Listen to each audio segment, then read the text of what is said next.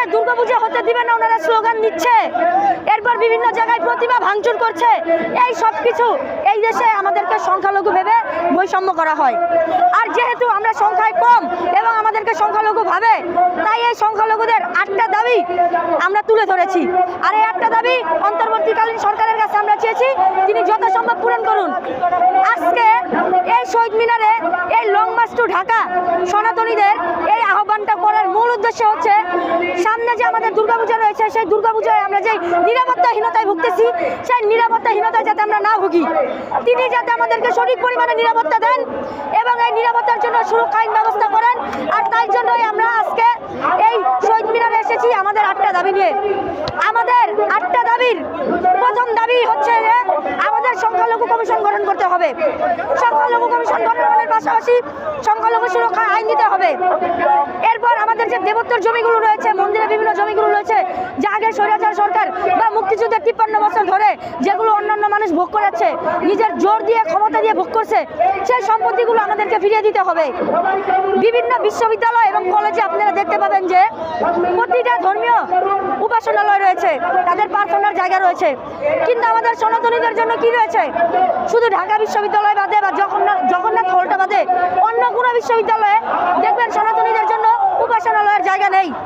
এই সনাতনীদের উপাসনালয়ের জন্য প্রতিটা বিশ্ববিদ্যালয়ে একটি নির্ধারিত কক্ষ দিতে হবে, প্রতিটি কলেজে একটি নির্ধারিত কক্ষ দিতে হবে।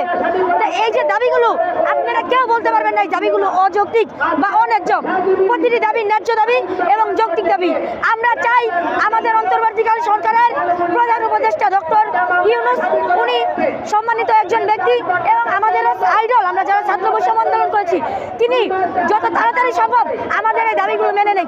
উনি যদি আমাদের দাবিগুলো মেনে না নেয়, তাহলে উনি কি আমাদের কথা দিতে পারবে বা অন্য কেউ কি আমাদের কথা দিতে পারবে যে আমরা দুর্গাপূজায় নিরাপদ থাকবো? যেই পরিমাণে মন্দির ভাঙচুর হচ্ছে, মন্দিরে হামলা হচ্ছে, হিন্দুদেরকে অত্যাচার করা হচ্ছে, এই অত্যাচারগুলো থেকে ভবিষ্যতে এই অত্যাচারটা বেড়ে যে মন্দিরে হামলা হবে না, দুর্গাপূজার মণ্ডপে ভাঙচুর হবে না, এর কি কোনো নিরাপত্তা বা গ্যারান্টি দিতে পারে? কেউ পারে না। তাই সামনে যে 9 তারিখ দুর্গাপূজা রয়েছে, সেই দুর্গাপূজার আগে উনি আমাদের এই দাবিগুলো যাতে বাস্তবায়ন করেন, তাই আমরা আজকে এই লং মার্চ টু ঢাকা সমাবেশটা আয়োজন করেছি। আমাদের বিভিন্ন ধর্মগুরু রয়েছে, যাদের মাধ্যমে আমরা এই আয়োজনটা সম্পন্ন করতে চাই। আমরা দেখতে পাচ্ছি যৌথ বাহিনী আছে, ও যৌথ বাহিনী আমরা লক্ষ্য করতে পারছি। এইভাবে আপনারা নিরাপদ থাকবেন? আচ্ছা, যৌথ বাহিনী বা নিরাপত্তা নিয়ে কোনো ধর্ম পালন করা যায় কি না? আমরা নিরাপদ নিয়ে আমাদের কোনো ধর্মীয় অনুষ্ঠান আমরা পালন করতে পারি না।